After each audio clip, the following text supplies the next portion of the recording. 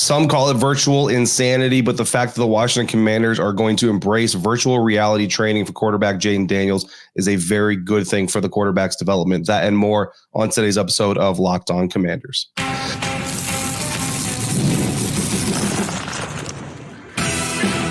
You are Locked On Commanders, your daily podcast on the Washington Commanders. Part of the Locked On Podcast Network, your team every day. And welcome into this episode of Locked On Commanders, your daily podcast covering the Washington Commanders, part of the Locked On Podcast Network, your team every day. Thanks so much for making Locked On Commanders your first listen of the day every day. Don't forget that you can subscribe for free on YouTube or wherever you're listening to this podcast, and you can continue this conversation with me by becoming a Locked On Commanders insider. Go to joinsubtext.com/LockedOnCommanders and sign up today to be an insider. You will get news, analysis, one-on-one conversations with me via text message. No hashtags, no apps, no filters. Just your phone, my phone. I text you, you text me. I will be texting all of my insiders during rookie minicamp this weekend out in Ashburn, Virginia. So again, become a Locked On Commanders insider by going to joinsubtext.com/LockedOnCommanders and text me today. I'm David Harrison, credentialed member of the media covering the Washington Commanders for Commander Game Day, a part of Sports Illustrated's Fan Nation, here with you every Monday through Friday, along with our everydayers and everydayers. Greatly appreciate your continued support for the show, and I appreciate all of those of you who continue to wish me better health as I continue to get over the bug that knocked me out for most of last week. Still getting better, not all the way there yet, but we are getting there a little bit better every single day. Today's episode is brought to you by Monopoly Go. I admit I've got a competitive side. That competitive side really enjoys Monopoly Go. It's the mobile hit twist on the classic game Monopoly. You can join your friends and download Monopoly Go now for free on the App Store or Google Play. On today's episode, we are re-entering the mailbag, 2 back-to-back mailbag episodes to start the week, just because we did have the hiatus last week. We're going to talk about 2024 realistic expectations, not a conversation that we've gotten really deep into. We've kind of touched on the surface about it, but we're going to dive deeper into that. We're also going to talk about some expectations for a guy like rookie defensive tackle Jer'Zhan Newton out of Illinois, but we are going to start with virtual insanity. So during the 2023 college football season, it was revealed that Jayden Daniels had begun using virtual reality training, right? Basically a video game designed by a German flight simulator company, if I remember correctly. The entire story, basically, they had designed this quarterback simulation that Jayden Daniels and the LSU Tigers used to kind of give him these looks on the field and give him some more practice reps without physically putting him in practice. And Josh Harris and the Washington Commanders apparently are going to be investing in similar type of technology, or if not the exact same technology, to continue Jayden Daniels' development in the National Football League. So Fran came through, said he heard about the story, and then wanted to know what my thoughts were on that. And funny enough, I actually was on 2 different radio stations on Monday in the DC area, in the DMV area, and both of those radio hosts asked me the exact same question. So obviously it's something that everybody wants to talk about. And here's the bottom line for me.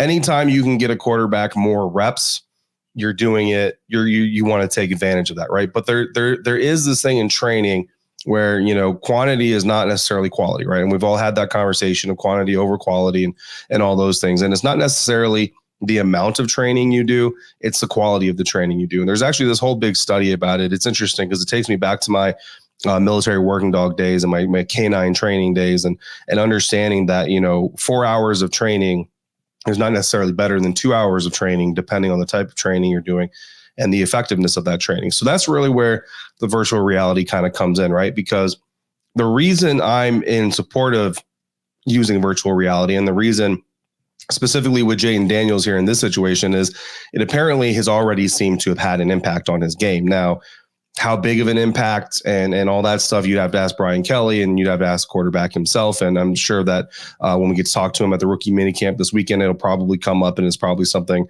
that's going to be discussed. But this isn't necessarily a new technology or even a new idea. It's just something that is coming to the forefront now. And I think it's really kind of important because of the way that the NFL landscape is shifting. So let's go back a couple of years. My son, actually, interestingly enough, was the first person that I was introduced to this through. We got him one of those virtual reality headsets and he found a game. It's a video game. Anybody can buy it if you have virtual reality headset. I think it's called the Quest Oculus or something like that. And you get into the shoes of a quarterback and you get under center and you read the defense and you throw the passes and you do all this stuff. Now it's a video game, right? It's not the real situation. It's not the real scenario. And the defenses are rather rudimentary. Like if you play enough snaps, you're going to kind of figure out pretty quickly the pattern of what the defense is going to do against you. So it's not as complex as an NFL defense. But from playing that with him, I went back to the Commanders locker room. And at the time, the three quarterbacks there were Carson Wentz, Taylor Heineke, and Sam Howell. And I actually remember one day talking to all three of those guys about that experience.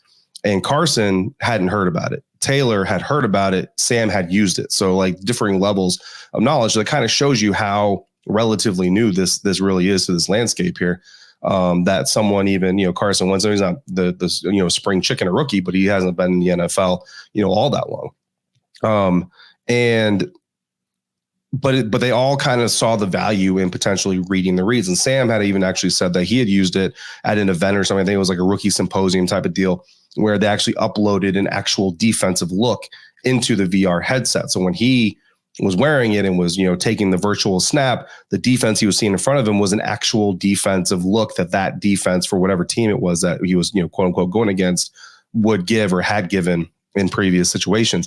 And that to me is really where this thing becomes incredibly valuable is you can now put Jayden in the New York Giants. You can put him in MetLife Stadium in theory. And I don't know how developed the technology is right now, right? But you can put him in MetLife Stadium and you can put him there against the blue backdrop and, here are the colors we're going to wear and here are the colors that they're wearing. And I can run a blitz from the New York Giants defense against Jayden Daniels in this offensive look. It's our actual play from an offensive playbook. And it's an actual look that the Giants have given us or an opponent previously in a similar look, in a similar context, right? So I can now go in there and I can put Jayden on our own 5-yard line and I can run him through 20 reps. And the great thing about this, if it's taken seriously, and that's kind of another part of this conversation, is he can get sacked, right? Like there's now a repercussion to your actions, right? In practice, if you hold the ball for 10 seconds, you're never going to get hit, right? Unless somebody messes up. Like that's the whole thing about protecting the quarterback. But in this thing, like you actually have a clock. Like you can't just sit there and let a guy run past you and let a guy tap you on the shoulder pad and say, ha, I got you. And then you throw the ball and nobody's any the wiser. In this situation, there is actually a time clock. And again, if you're the coach and if you're the quarterback himself, you want to hold yourself to that standard. You don't want to sit back there and take the sack. You don't want to be taken down for a safety. You don't want to throw that interception for a late pick six in your own end, right? So you can put him in these types of situations. And again, with all technology, right? Technology is only as good as the user, right? So if Jayden goes in there and is just kind of smoking and joking and not taking this seriously, is it going to be effective? No, it's not. But at the same time, he's already used it. He's already credited it for improving his game as a quarterback and his awareness and his ability to read the field and all those things. So you already kind of come in with this assumption that he's taking it seriously. And the final thing I'll say about it, my previous career before this, being in the military, this is something that we started using as well in different kind of aspects. And I remember being in this trailer where they have these like broken down Humvee shells where you're basically sitting in this truck simulator and you got screens in front of you and the gunner's got a VR headset on and they're sitting in the turret with an actual, gun mounted and all this stuff. And the next thing you know, you're driving through, the mountains of Afghanistan, or you're driving through a city in Iraq or whatever simulation you're running through. And again, is it the real thing? No. But is it valuable as a tool if the people using it and the people enforcing the standards of how it's being used are on the same page and there's actual, process behind it? Absolutely. It absolutely is. So I fully support it. And I think it's great that Josh Harris is willing and able to be one of the first owners in the NFL to kind of help introduce this VR technology. Because I do believe that probably in the next 5-10 years, you're probably going to see every single NFL team in the league using it. So yeah, that's my thoughts on the VR thing, guys. I know some people think it's, it's like voodoo magic and stuff like that, but I do think, and I do have a little bit of practical exercise with it in my own personal experience as well to help me form my opinion. So good question there. Hopefully you guys got something out of that. We'll continue on with our mailbag. We're going to talk about some camp position battles that maybe are not actually up for grabs. Not going to be much of a battle there. We're going to talk about Johnny Newton, the second round defensive tackle out of Illinois. How much time can you actually see on the playing field with Daron Payne and Jonathan Allen on the roster? That's coming up next on today's episode of Locked On Commanders, part of the Locked On Podcast Network, your team every day. We got to pause here for a second and talk more about Monopoly Go, because today's episode of Locked On Commanders is brought to you by Monopoly Go. And I know what you're saying. I already told you that. I already told you Monopoly Go was the sponsor for today's episode, but there's just so much good stuff going on in the game. We got to talk about it just a little bit more. In Monopoly Go, you can team up with your friends on timed tournaments where you can work together to build up each other's boards. The more you win together, the more awesome prizes that you can unlock. And there's so much that you can get. There's unique stickers that you can trade with friends, complete big prizes. You get cool new playing pieces to travel across the boards with. And I can't even lie, I'm a playing piece kind of geek. Like I buy all the new kind of Monopoly games just because I like the new playing pieces. So that really speaks to me as well. You get hilarious emojis. Plus, Monopoly Go feels new and exciting every single day with constantly changing tournaments and challenges. A ton include their own unique mini games like digging for treasure or a robot pachinko machine. And there's always new timed events to help you win big, like massive multipliers for everything you win or rent frenzies. There's always something fun to discover in Monopoly Go, so get off the bench and go download it now for free on Google Play or the App Store. Game on. Thanks again for making Locked On Commanders your first listen, your first view today and every day. Every day, just make sure you come back tomorrow. We'll plug further into the week, getting ready for the Washington Commanders rookie mini camp coming up. In the meantime, if you're watching Fox Sports or ESPN all day and you're noticing you got to turn down the television when all the screaming starts, turn over to Locked On Sports Today. Locked On Sports Today is a free 24/7 sports streaming channel program for you every day to bring you the biggest stories without all of the screaming. Locked On Sports Today brings you can't miss analysis, opinions, and news, streaming 24/7 on YouTube or the free Amazon Fire TV channels app. Part of the Locked On Podcast Network, your team every day. Moving on now in our mailbag episode here, Michael came through and said, I assume nearly all positions will be earned, quote unquote, in camp. But which, if any, positions do you think will be more or less uncontested, quote unquote? Also a bit personal. Do you collect sports memorabilia? If so, what's your go-to? Thanks. Thank you, Michael, for the question. On the sports memorabilia thing, I really don't, to be honest with you. It's not that I don't like it necessarily. I just don't really, I don't know. I can't tell you why. It's just not a thing that I do. I do have a couple of things that people have bought me over the years. When I was covering the Tampa Bay Buccaneers, my wife bought me a Derek Brooks autographed helmet. I got to know Derek Brooks a little bit from covering the Buccaneers. He's a really good dude and just one of the classic linebackers of the game, right? Kind of like a Ken Norton Jr., who's now coaching for the Washington Commanders. So she got me that. And then one of my good friends, actually one of my mentors from the Army, got me a autographed Rondé Barber football, because even before I was in sports journalism, Rondé Barber was one of my favorite corners in the league, was my favorite corner in the league. For the time that he was playing. I think the real reason I don't collect a lot of memorabilia is I don't actually have a favorite team. Like I have some like favorite players. Like I said, like Ken Norton Jr. was one of my favorite players. I remember like Ricky Watters was one of my favorite players. Steve Atwater. Like I've got players just because my father didn't have a favorite NFL team. So I was never really kind of ingrained on that part of it. My favorite football team of all time is the Frankfurt Galaxy from over in Germany, because that's the first American football team, like tag football team. I grew up going to the stadium to watch. My father and I would go when he was stationed in Germany. We'd go to Frankfurt and watch Frankfurt Galaxy games. So that's my favorite football team of all time. So so maybe a longer answer there than you expected, but let's get to the question here. So talking about camp battles, right? And yeah, you want every position to be earned. And that's, what every coach is going to kind of come in and talk about. But then there's like, okay, every position is going to be earned, but then what's really going to be earned, right? Like Terry McLaurin. Is Terry McLaurin not going to be the number one receiver for the Washington Commanders? No, he's going to be the number one receiver. Now, at the end of the day, though, Terry is still going to come into training camp and into these mini camps with the attitude of, I've got to go earn my job out there every single day. I've got to go earn Jayden Daniels' trust, and I've got to show him that I am his number one receiver, right? So that it kind of goes hand in hand. Like, one of the reasons it's not going to be up for debate or up for challenging or up for contest, right, is because the approach that the player takes with it as well. So I think that's one of those things. Jahan Dotson is the number 2 receiver. I don't think there's going to be any question there. As far as the offensive line is concerned, I think really the two biggest spots that I don't think there's going to be any competition, right guard Sam Cosmi, I think he's got his position locked up. And I do think that Andrew Wiley is solidified as your right tackle. I think he's going to be solid as your starting right tackle. And I do believe that center Tyler Biadasz is pretty much as locked in as you can get entering this part of the offseason as well. So that really only leaves your left guard and your left tackle spots up for grabs. I think your left tackle spot is more contested than your left guard spot is. I think Nick Allegretti, I think the plan is probably to bring him in to be the starter, but I don't think it's so deeply rooted that he's going to be a starter that he can't lose that job, if that makes sense. But I think in order for him to not be the starter, he will have to lose that job. Tight end, I think there's actually some competition there. I don't think Zach Ertz is locked in as the starter. I think Ben Sinnott can come in if he shows enough, right off the bat. I think there is an opportunity for him to kind of do what Brian Robinson did and show up and earn his way up the depth chart by the start of the regular season. So I do think that there's some competition there. At quarterback, it's really just about if and when Jayden Daniels is ready. At running back position, this might be a little bit of a hot take. I don't know, what the national media is really saying. I think Brian Robinson Jr. is your running back number one. I think Austin Eckler is going to be your number two running back, your third down back, stuff like that.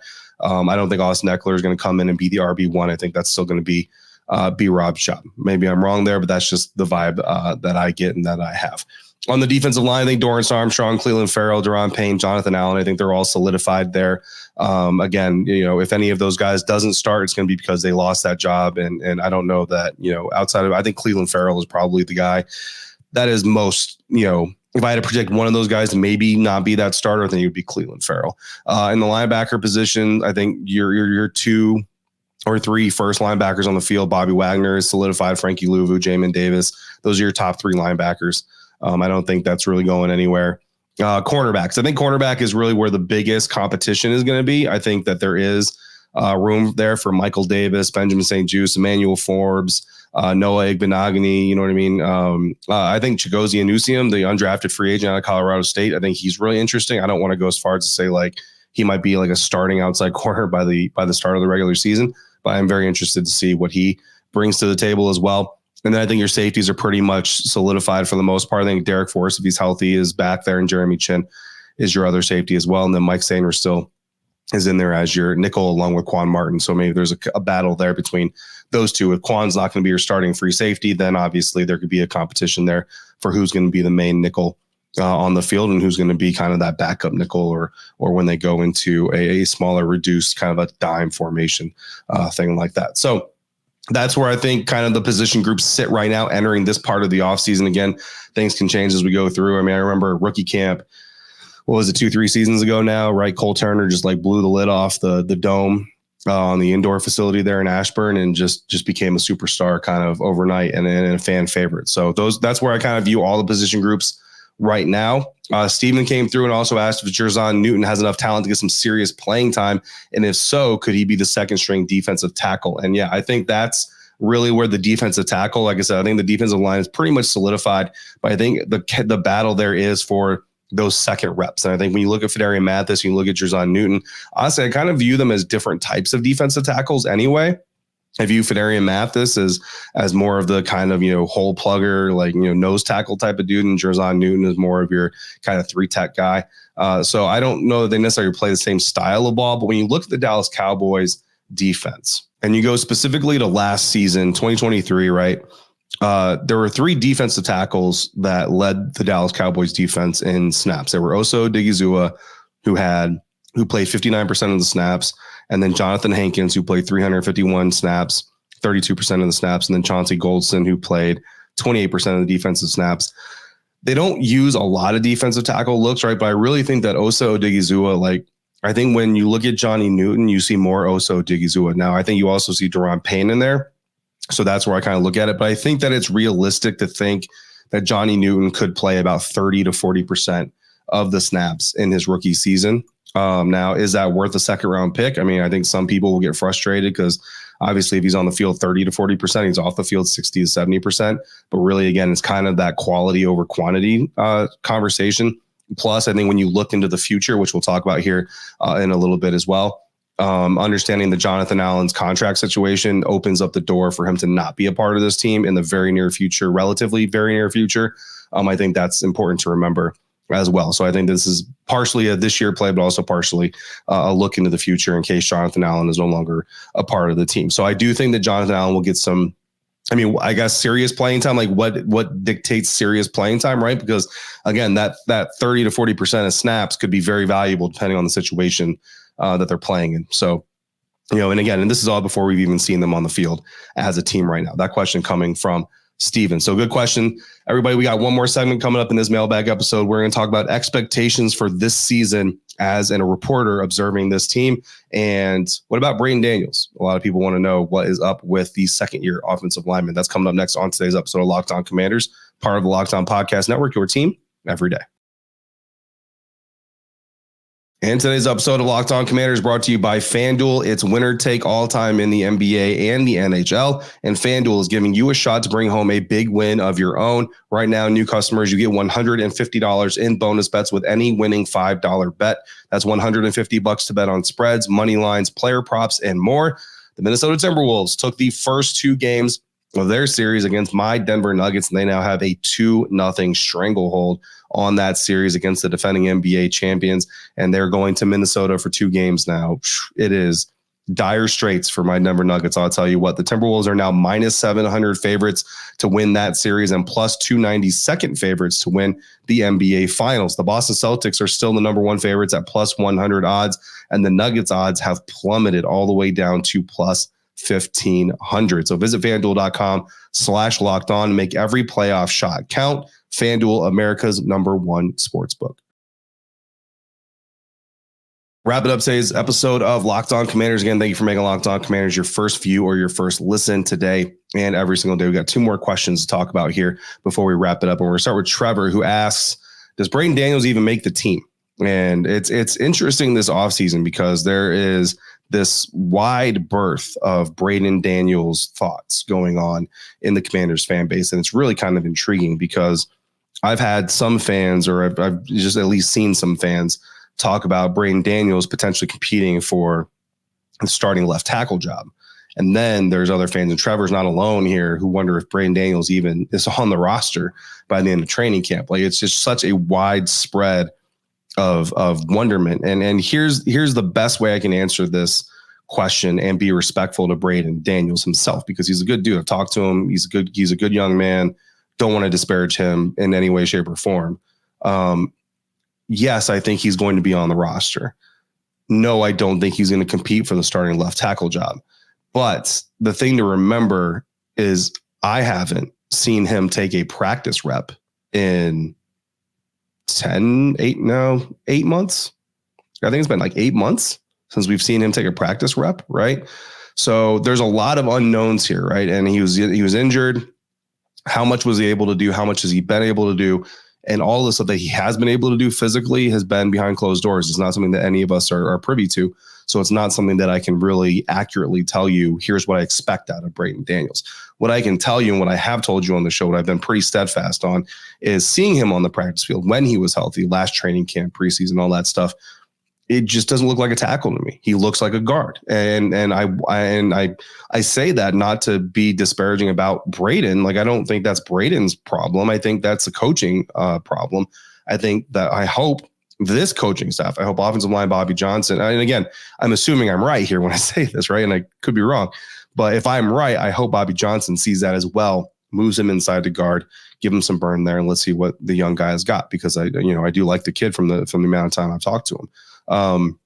So yes, I think Braden Daniels is I'm not going to predict, in early May that Braden Daniels is not even going to make the team, but I will not go as far as to say that I think Braden Daniels could compete for the left tackle spot. If he does come in so much improved from taking mostly mental reps over the last 8 to 10 months, with the ability to compete for that left tackle spot, bro, like go do your thing, man. You know what I mean? Like, more power to you, man. That would be really impressive. I would be really happy for him and for the team to see that. So, for those of you who think that Braden Daniels is in that fight, hey, man, I'm not here to tell you that you're wrong. I'm just telling you the truth that I don't see it. But if you know something I don't know, we will celebrate that win for you together. I promise you that. Robbie comes through and says, what is it that you as a reporter are looking for in terms of the team, at least to start? I know all fans want their team to win the championship every year, but assume this season might not be one because of a coaching change. Yeah. So this is a good topic of conversation. We've kind of danced around this topic, I think, all off season long, but I don't know that we've ever been in a position where I've just come right out and kind of said this to you guys. So here, I'm going to say it to you guys. This year is not the year to expect a big leap in wins, I don't think, right? I think that next year is the year to expect that kind of leap in wins. Now, I think we all watch the Houston Texans, right? And we see what happens with D'Amico Ryans, and we see what happens with CJ Stroud and Will Anderson Jr. and everything else. And, so certainly could it happen? It certainly absolutely could happen, right? But when you look at a team in the Washington Commanders, and I think Over the Cap recently came out and put this out that 57% of their roster is coming back from last season. That's a 43% turnover in roster. That is a massive overturn of personnel.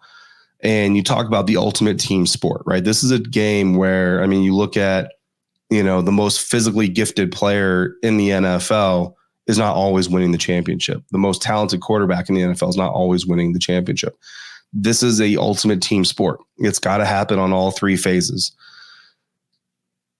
The idea that you can have that much roster turnover, right? When you have that much roster turnover, you're almost naturally going to kind of have this growing pains period where you're not going to win a lot of football. You're going to learn a lot of lessons and you're going to develop a lot.